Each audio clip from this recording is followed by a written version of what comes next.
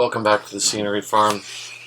This is me making a jig. I thought about gluing for some silly reason. I knew I had to take it apart. I just brain farted a bit. And this will all make sense pretty soon. It's the notches for the hinges, for the internal pieces, the ones that go across the grain on the plywood. That there are 3 of, if you refer back to the drawing. And I'm just using an 18 gauge 1.25" nailer to put these in.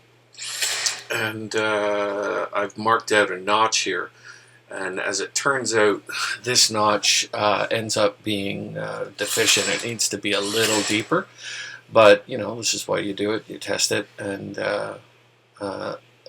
I use this technique where I take a whole bunch of square blocks and nail them in place. And sometimes, as in this case, I screw them in place so that they don't slip. I've had 18 gauge or even 16 gauge pins slip when using a router, and I had no spare pieces of this, so I didn't want a mistake. So I took the extra time and I chucked a bunch of 1.25" number 8 screws in here, and that's a number 8 countersink bit. It's got carbide countersink, and the 1/8" jobber bit is replaceable, and you can also change the depth. That one's made by Dymar. You can probably find similar ones everywhere.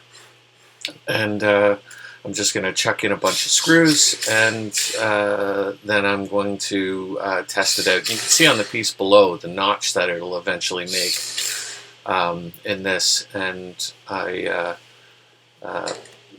check in the depth for making the jig. And this is a ye old classic D-handle router bit. I've had this one actually probably 25 years now. And I work it pretty hard, and it's lasted really well. And I find it hard to find a pretty standard, because I'm waiting for this one to die. And that's me working it. It's a 1.5" dealio. That's me working it, taking probably 1/4" Baltic birch away with the carbide flush trim bit. And it seems to be still doing its deal. Yeah, I really love that router. It's just ergonomic and great to use. I have, I don't know, 10 or 12 routers, something like that. And the one I go to a lot for work like that is that one. And that's me figuring out that it's deficient. I needed to go a bit deeper. And so all I need to do here is pop out those blocks and grab ye old cat's paw and end cutters, and flip those out, clean off the area, and move them back probably 1/8", I think is what I ended up doing. And excuse me, then continuing the process of flush trimming it.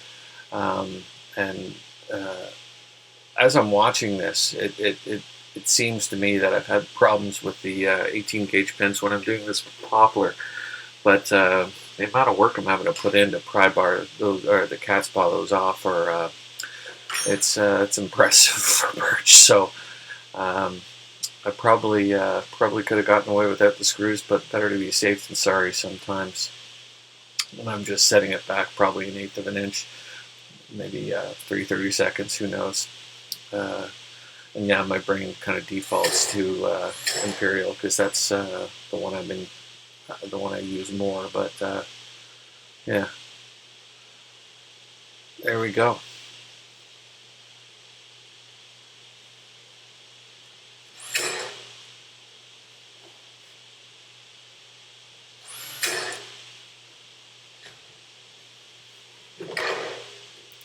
And you can see there I actually skipped the screws, because I was just like, that was tough enough.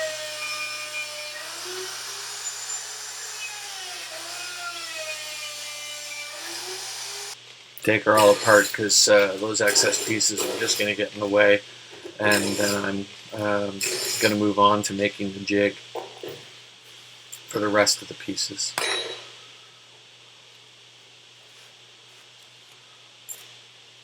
I'm double checking it works with the hinge, and you can see the orientation of the hinge once I move my mitts, and I have it so it's flush there. Here's a sneak preview of what we're eventually building with the blocks and the whole jig. And sorry, I didn't get it in shot, obviously, for the upcoming. So this is me taking a bit of a waist block here, and you can't see it because I don't have it in camera, but essentially what I'm doing is I'm overhanging the piece I just made on that waist board, offcuts from this. And once I've got it lined up, I just pop some nails in it to locate it. And then I need another little board on the end to hold up the other end of the board, so that it's, well, level, flat, dealio. And this is me figuring out the length of the placement of the second board, so I kind of eyeball this.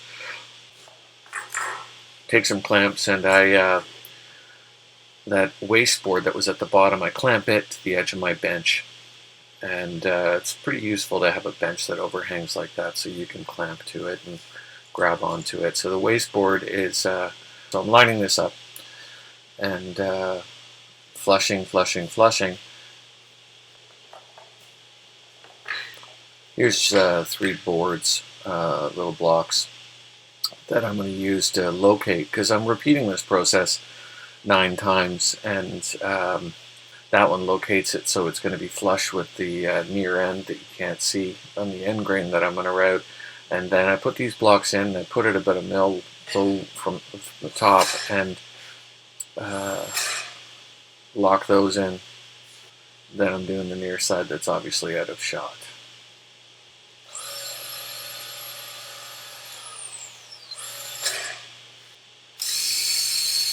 I am going to be banging this stuff with boards, and you know, you can dislodge nails pretty easily, especially when you have the momentum or the mass of a hunk of birch that I'm about to route. You pound it up against there, and they'll move a teeny bit every single time.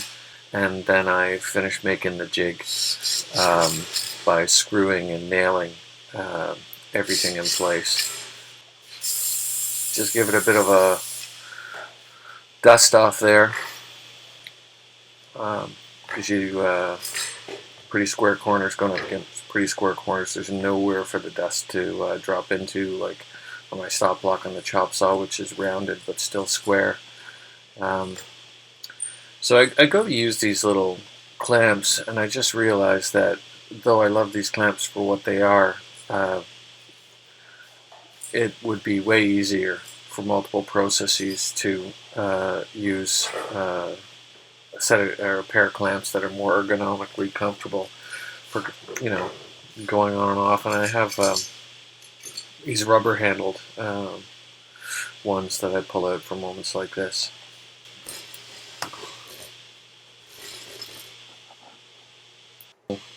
At long last, here's what it looks like. I move the camera out of the way, and you can actually see it with the near block on the base, and it sits over top of those clamps. That's locks in place. And so I just need to take these boards and clamp them in. I'm going in pretty deep here with the router, and I could jigsaw this, and this is me going whole hog. Like, it does work, and that's me nibbling away at it, which is a better practice to do. The bit'll last longer.